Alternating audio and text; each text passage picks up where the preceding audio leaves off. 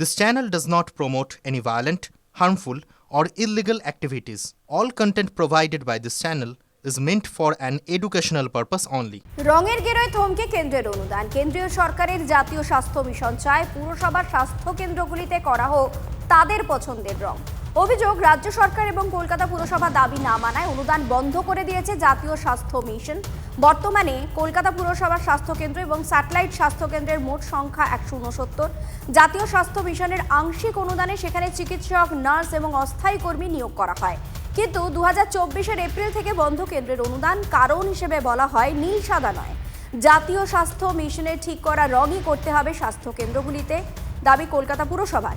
প্রস্তাবে রাজ্য সরকার রাজি না হওয়ায় কেন্দ্রের অনুদান বন্ধ হয়ে গিয়েছে বলে অভিযোগ।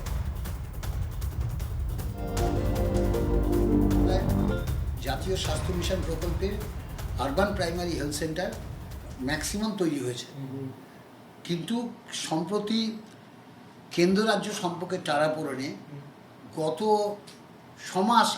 8 মাস ধরে কেন্দ্রীয় সরকারের জাতীয় স্বাস্থ্য মিশন প্রকল্পের টাকা বন্ধ। গত প্রায় 8 মাস হতে চলল, একটা পয়সা আমরা কেন্দ্রীয় সরকারের কাছ থেকে পাচ্ছি না। ফলে এই মুহূর্তে আমাদের কাছে খুব চ্যালেঞ্জিং। প্রাইমারি হেলথ কেয়ার কোনোদিন এই শুধু একটা রঙের কালার নিয়ে কেন স্বাস্থ্যকেন্দ্রে মানে হলুদ আর বা কালার হয়নি, সেই কালার হয়নি, তার জন্যে রাজ্যের স্বাস্থ্য প্রাইমারি হেলথ কেয়ারের টাকা বরাদ্দ আটকে দেবে, এটা অত্যন্ত অমানবিক, দুঃখজনক। কর্পোরেশন একটা শ্বেতপত্র প্রকাশ করুক, কোন কোন ক্ষেত্রে টাকা দেয় আর কোন কোন ক্ষেত্রে টাকা দেয় না। এই প্রথম মানুষ জানতে পারবে যে NHUM টাকা দেয় বলেই স্বাস্থ্য যে বিভাগগুলো বিভিন্ন জায়গায় আছে পুরসভার, যেগুলো অতীন ঘোষ গিয়ে রোজ ফিতে কাটে, সেগুলো আসলে সরকারের টাকায় নয়, রাজ্য সরকারের টাকায় নয়, সেটা কেন্দ্রীয় সরকারের টাকায়। আপনি যেটা বললেন NHUM এর টাকা পাওয়া যাচ্ছে না, আপনারা প্রমাণ করুন, আমরা আপনাদের সাথে থাকবো, এবং সেই সঙ্গে সঙ্গে প্রকাশ করুন কলকাতা পুরসভার কোন কোন ক্ষেত্রে কেন্দ্রীয় সরকার টাকা দেয়।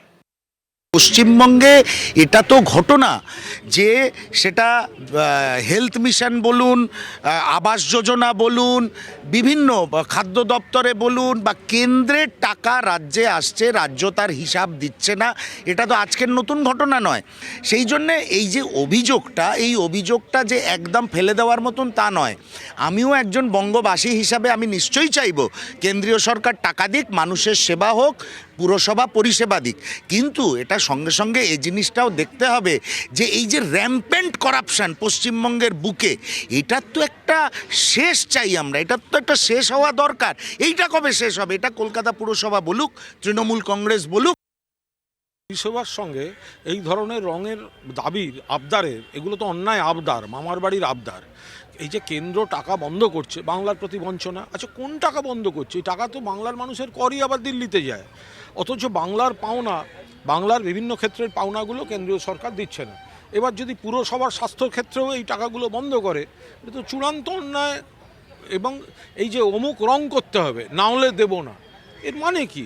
মানুষের চিকিৎসাটা বড় কথা, না তাদের ওই রঙের জেদাজিদিটা বড় কথা? রং রাজনীতির গেরোয় কলকাতা পুরসভার স্বাস্থ্য কেন্দ্রগুলি। জাতীয় স্বাস্থ্য মিশনের স্থির করে দেওয়া রঙে রাঙাতে নারাজ কলকাতা পুরসভা। আর সে কারণেই কলকাতা পুরসভাকে যে পরিমাণ অনুদান দেওয়া হয়, সেই অনুদান সম্পূর্ণ বন্ধ করে দিল জাতীয় স্বাস্থ্য মিশন। গত এপ্রিল মাস থেকে অনুদান বন্ধ করে দেওয়া হয়েছে বলে কলকাতা পুরসভার অভিযোগ। ডেপুটি মেয়র তথা কলকাতা পুরসভার স্বাস্থ্য বিভাগের মেয়র পরিষদের সদস্য অতীন ঘোষ সরাসরি অভিযোগ এনেছেন যে রং যেটা স্থির করে দিয়েছে জাতীয় স্বাস্থ্য মিশন, তা কোনোভাবেই কলকাতা পুরসভা বা রাজ্য প্রশাসন করবে না। আর তাতেই নাকি ক্ষুব্ধ কেন্দ্রীয় স্বাস্থ্য মন্ত্রক। স্বাভাবিকভাবেই অনুদান বন্ধ হয়ে যাওয়ায় কলকাতা পুরসভার 169টি স্বাস্থ্যকেন্দ্র বিপাকে পড়েছে। না কেনা সম্ভব হচ্ছে পর্যাপ্ত পরিমাণ ওষুধ, না চিকিৎসক বা নার্সদের সঠিকভাবে নিয়োগ করা যাচ্ছে। ইতিমধ্যেই রাজ্য সরকারের স্বাস্থ্য মিশন জাতীয় স্বাস্থ্য মিশনকে বারবার চিঠি দিয়েছে, কিন্তু তাতে কোনো রকম কর্ণপাত করেনি জাতীয় স্বাস্থ্য মিশন। স্বাভাবিকভাবেই অনুদান বন্ধ হয়ে যাওয়ায় বিপাকে পড়েছে কলকাতা পুরসভা। ক্যামেরায় অর্ঘের সঙ্গে সায়ন্ত ভট্টাচার্য, টিভি9 বাংলা, কলকাতা।